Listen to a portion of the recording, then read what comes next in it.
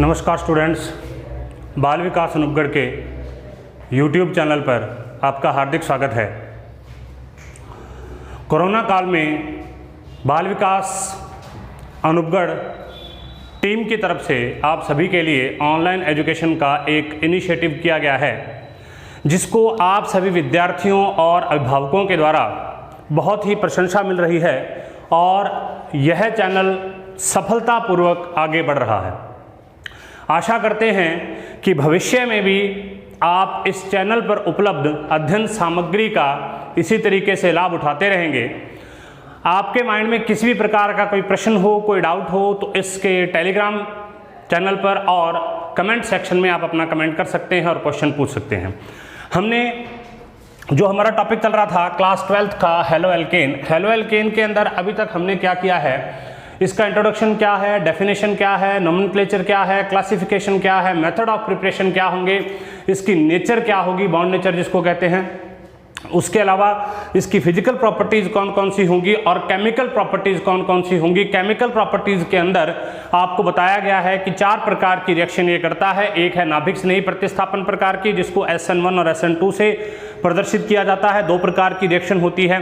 दूसरे प्रकार की अभिक्रियाएं जो हैं वो होती हैं विलोपन प्रकार की अभिक्रियाएं, एक होती है प्रतिस्थापन प्रकार की अभिक्रियाएं और एक होती हैं धातुओं से अभिक्रियाएं। लास्ट है अपचयन। सबसे पहले प्रतिस्थापन प्रकार की अभिक्रिया, दूसरी है विलोपन या एलिमिनेशन प्रकार की अभिक्रिया, तीसरी है धातुओं से अभिक्रिया जिसमें ग्रीनियर विकर्मक वगैरह का निर्माण किया जाता है, और जो चौथी होती है उसको बोलते हैं रिडक्शन। उसमें हम सबसे पहले बात कर रहे हैं नाभिक स्नेही प्रतिस्थापन अभिक्रियाओं के बारे में। नाभिक स्नेही प्रतिस्थापन अभिक्रियाओं में 2 प्रकार की चीजें थी, SN1 SN2 क्या है, उन सभी के बारे में हम डिस्कस कर चुके हैं। लास्ट वीडियो में हमने नाभिक स्नेही प्रतिस्थापन अभिक्रियाओं के कुछ एग्जाम्पल किए थे, जिसमें एल्किल साइनाइड और एल्किल आइसोसाइनाइड के निर्माण को बताया गया था। एक बार मैं थोड़ा सा उन रिएक्शंस को रिपीट कर देता हूं। देखिए क्या होता है, मान लीजिए हमारे पास कोई RX है, हम क्या कर रहे हैं, हम कर रहे हैं रासायनिक गुण। किसके रासायनिक गुण? हम कर रहे हैं रासायनिक गुण RX के। RX मीन एल्किल हैलाइड या हेलो एल्केन। देखिए जो अभिक्रिया हम पहले कर चुके हैं, एक बार जस्ट मैं उसको ब्रीफ कर रहा हूं। मान लीजिए हम RX की अभिक्रिया किसके साथ में करवाएंगे, KCN के साथ में करवाएंगे, अल्कोहलिक KCN के साथ में करवाएंगे, तो उस कंडीशन में क्या हो जाएगा, ये यहां पर चला जाएगा और KX यहां से बाहर निकल जाएगा। तो क्या बनता है, RCN बनता है प्लस KX बाहर निकल जाता है। और RCN यहां पर क्या होता है, RCN होता है एल्किल साइनाइड। तो देखिए KCN से अभिक्रिया हुई तो साइनाइड का फॉर्मेशन हुआ। इसी तरीके से अगर यही रिएक्शन AgCN के साथ में होती है, मतलब सिल्वर साइनाइड के साथ में होती है, तो उस कंडीशन में किसका फॉर्मेशन होता है, उस कंडीशन में फॉर्मेशन होता है RNC का। उस कंडीशन में किसका फॉर्मेशन होता है, RNC का, और प्लस यहां से भी क्या निकलता है, AgX। तो ये दोनों प्रोडक्ट तो लगभग कॉमन से हैं। तो यहां पर इसको क्या बोलते हैं, इसको बोलते हैं एल्किल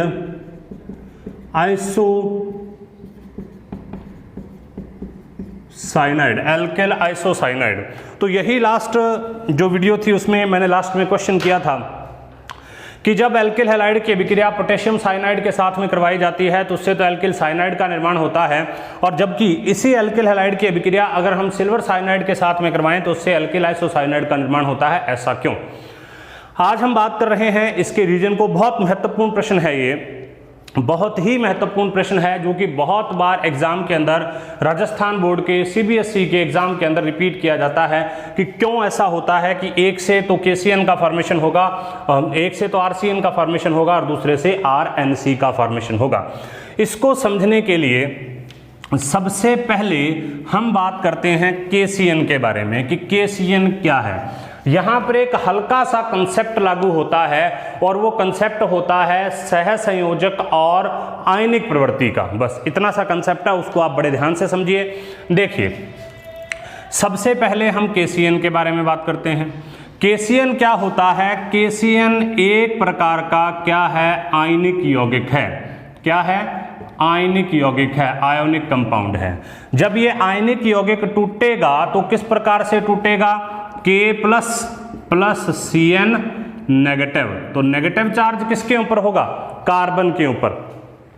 अब ये टूट गया तो दोनों इलेक्ट्रॉन इसके पास आ गए, तो कार्बन के ऊपर कौन सा चार्ज है? Negative charge.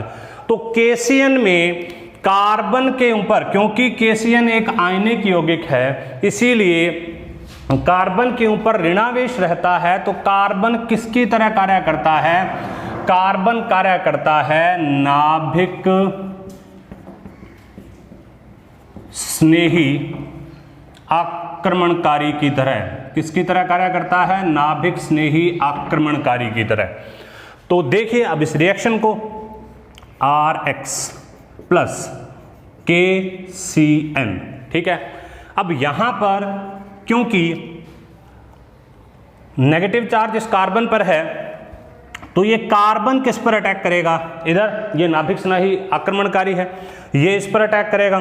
तो इस वजह से कार्बन किसके साथ बॉन्ड बनाएगा? R के साथ। और प्रोडक्ट कौन सा बनेगा? RCN।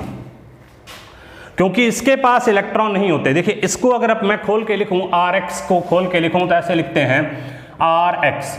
इसके ऊपर क्या है? Negative charge. इसकी विद्युत ऋणता ज्यादा है तो इसके ऊपर तो क्या आ जाएगा? Negative charge. इसके ऊपर क्या आ जाएगा? Positive charge. तो ये क्या है? नाभिक स्नेही केंद्र की तरह कार्य कर रहा है। यहां मतलब इसके साथ में जाकर जुड़ जाएगा। ये एक आक्रमणकारी है, नाभिक स्नेही आक्रमणकारी, मतलब नाभिक स्नेही के ऊपर आक्रमण करने वाला। और ये क्या है? नाभिक स्नेही केंद्र है जिसके ऊपर आकर ये अटैक करेगा। तो इससे किसका फॉर्मेशन हो जाएगा? R का। क्योंकि R के ऊपर कौन सा चार्ज होता है? Positive charge. कार्बन के पास कौन सा चार्ज होता है? Negative charge. तो ये कार्बन क्या करेगा? इस R के ऊपर अटैक करेगा और फॉर्मेशन कर देगा RCN का। इसी वजह से आयनिक प्रवृत्ति होने के कारण KCN से किसका निर्माण होता है? RCN का निर्माण होता है। अब हम यहां पर बात करते हैं नेक्स्ट AgCN की।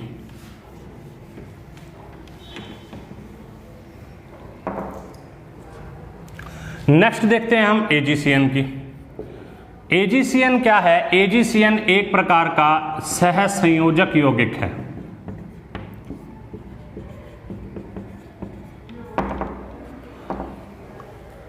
अब एक बात आपको ध्यान रखनी है, कोई भी यौगिक पूर्णतः आयनिक नहीं होता और कोई भी यौगिक पूर्णतः सहसंयोजक नहीं होता।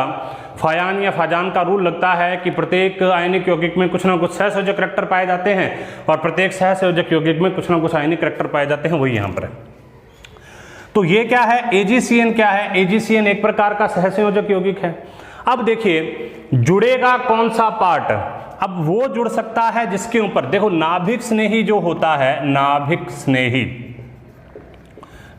स्नेही आक्रमणकारी जो होता है, वो उसको किस तरीके से प्रदर्शित करते हैं? Nu नेगेटिव से। मतलब उसके ऊपर या तो इलेक्ट्रॉन्स होने चाहिए या उसके ऊपर ऋणावेश होना चाहिए। यहां पर अपने देखें तो सबसे ज्यादा इलेक्ट्रॉन होने की संभावना किसके पास है? क्योंकि अगर यह सहसंयोजक है तो ये ऐसे तो टूट ही नहीं सकता, Ag प्लस Cn माइनस, ऐसे ये कभी नहीं टूटेगा। सहसंयोजक कंपाउंड आयनिक यौगिकों की तरह नहीं टूटते। फिर भी इसको रिएक्शन तो करनी है, तो रिएक्शन करने के लिए क्या करेंगे? अब रिएक्शन करनी है तो इसके पास क्या होना चाहिए? एक नाभिक स्नेही आक्रमणकारी केंद्र होना चाहिए। तो वो देखिए कौन सा होगा? वो केंद्र होगा जिसके ऊपर एकांकी इलेक्ट्रॉन युग्म पाया जाता है। तो जब अपने AgCN को लिखते हैं तो AgCN में नाइट्रोजन के ऊपर क्या पाया जाता है? एकांकी इलेक्ट्रॉन युग्म पाया जाता है। तो ये नाइट्रोजन क्या करता है? ये नाइट्रोजन नाभिक स्नेही आक्रमणकारी के रूप में कार्य करता है और जिससे कौन सी रिएक्शन होगी? RX, सेम टू सेम वही प्रोसेस, इसके ऊपर पॉजिटिव चार्ज, इसके ऊपर नेगेटिव चार्ज। ये स्लाइटली होता है, फ्रैक्शनल पॉजिटिव फ्रैक्शनल नेगेटिव होता है और इसका रीजन होता है विद्युत ऋणता। विद्युत ऋणता के कारण ऐसा होता है। तो अब देखिए इसके, अब इस किसी के पास भी, अब यहां पर अगर किसी को अटैक करना है इस जगह पर, तो उसके लिए क्या होगा? उसके लिए इसके पास पॉजिटिव है, यहां कहीं नेगेटिव होना चाहिए। हमें यहां पर कहीं भी नेगेटिव दिखाई नहीं दे रहा। इसके अलावा क्या दिखाई दे रहा है? 2 इलेक्ट्रॉन।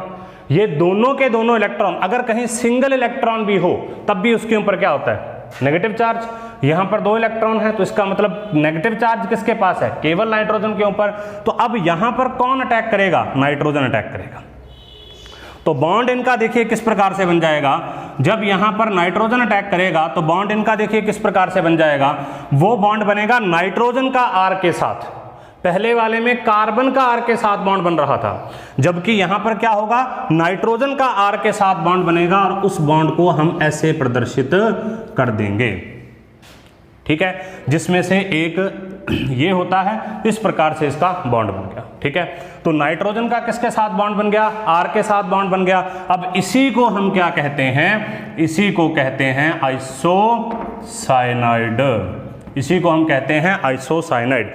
तो एक बार वापस देखिए, सबसे पहले KCN एक प्रकार का आयनिक यौगिक है जो K प्लस और CN माइनस में टूटता है, जिसमें CN की कार्बन पर नेगेटिव चार्ज होने के कारण वो नाभिक स्नेही आक्रमणकारी की तरह कार्य करता है और R पर अटैक करके RCN का फॉर्मेशन करता है। जबकि AgCN एक प्रकार का सहसंयोजक यौगिक है जिसमें केवल और केवल ऋणावेश या इलेक्ट्रॉन किस पर हैं, नाइट्रोजन पर हैं। तो नाइट्रोजन किसकी तरह काम करेगा, नाभिक स्नेही आक्रमणकारी केंद्र की तरह काम करेगा, नाभिक स्नेही आक्रमणकारी Nu- की तरह काम करेगा, और नाइट्रोजन किसके ऊपर अटैक करेगा, R के ऊपर, और इन दोनों के बीच में बॉन्ड का फॉर्मेशन होगा। तो एक बॉन्ड तो कैसे बन जाएगा, RCN जब कार्बन जुड़ता है, और दूसरा बॉन्ड कैसे बन जाएगा, RNC जब नाइट्रोजन जुड़ता है। इसको हम क्या कह देते हैं, इसको हम कहते हैं साइनाइड, और इसको हम क्या कहते हैं, आइसोसाइनाइड। तो ये हमने आज इसका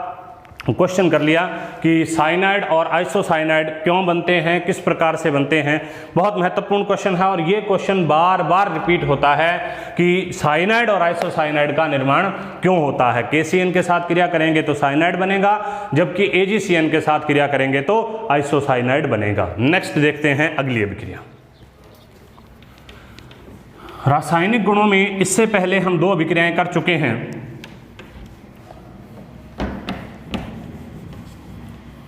अब हम करेंगे अगली अभिक्रिया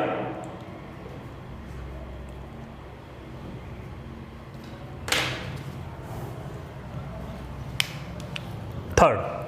पहली अभिक्रिया थी RCN का फॉर्मेशन, दूसरी अभिक्रिया थी RNC का फॉर्मेशन, और तीसरी अभिक्रिया कौन सी होगी, तीसरी अभिक्रिया होती है अल्कोहल का निर्माण। किसका निर्माण, ROH का निर्माण, मतलब अल्कोहल का निर्माण।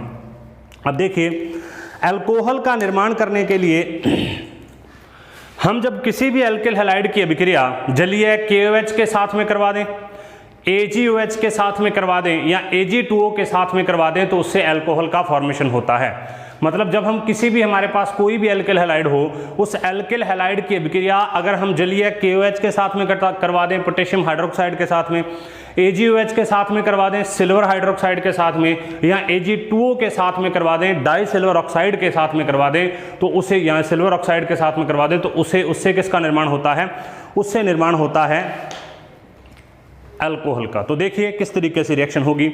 मान लीजिए हमारे पास ये क्या है, RX है, ये किसके साथ रिएक्ट करेगा, KOH के साथ रिएक्ट करेगा।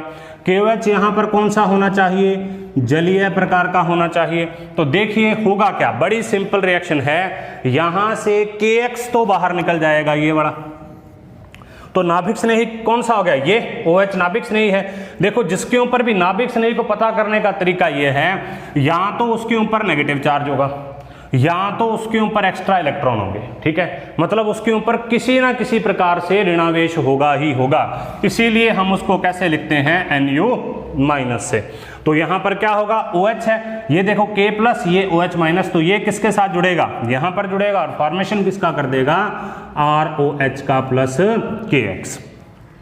अब इसी का अगर अपने एग्जाम्पल के बारे में बात करें, इसी का हम एक एग्जाम्पल लेते हैं, वो देखिए क्या होगा। देखिए CH3CH2Cl प्लस KOH, और ये कौन सा है, जलीय, या इसको एक्वस बोलते हैं। तो इसके ऊपर नेगेटिव चार्ज, ये इसके साथ में, ये नाभिक स्नेही केंद्र है, ये यहाँ पर आक्रमणकारी है, यहाँ पर जुड़ेगा, तो क्या बनेगा, CH3CH2OH एथेनॉल प्लस KCl। तो ये इसकी रिएक्शन है, किसका निर्माण, अल्कोहल का निर्माण। ये भी एक प्रकार की नाभिक स्नेही प्रतिस्थापन अभिक्रिया है, जिसमें इस नाभिक स्नेही द्वारा यहाँ से इस हैलोजन को प्रतिस्थापित कर दिया जाता है। अब हम बात करते हैं इसकी क्रियाशीलता के क्रम की। इसमें जो क्रियाशीलता का क्रम होता है इस रिएक्शन की क्रियाशीलता का क्रम देखिए क्या होगा। इस रिएक्शन की क्रियाशीलता का क्रम क्या होगा? 3 डिग्री एल्किल हैलाइड सबसे ज़्यादा क्रियाशील, उसके बाद में 2 डिग्री एल्किल हैलाइड क्रियाशील, उसके बाद में 1 डिग्री एल्किल हैलाइड क्रियाशील, और सबसे एंड में मैथिल जो हैलाइड होता है वो सबसे ज़्यादा क्रियाशील। तो इसका मतलब ये किस प्रकार की अभिक्रिया है? SN1 या SN2 प्रकार की अभिक्रिया। इसको आपको देखकर बताना है कि ये कौन सी अभिक्रिया होगी, SN1 होगी या SN2 होगी। तो आपको कल का आपके लिए जो क्वेश्चन है वो ये है कि अगर किसी के अंदर 3 डिग्री 2 डिग्री 1 डिग्री इस तरीके से चलता है तो क्या वो SN1 प्रकार की रिएक्शन होती है या SN2 प्रकार की रिएक्शन होती है। इसके आगे की बात हम अगली वीडियो में करेंगे। धन्यवाद।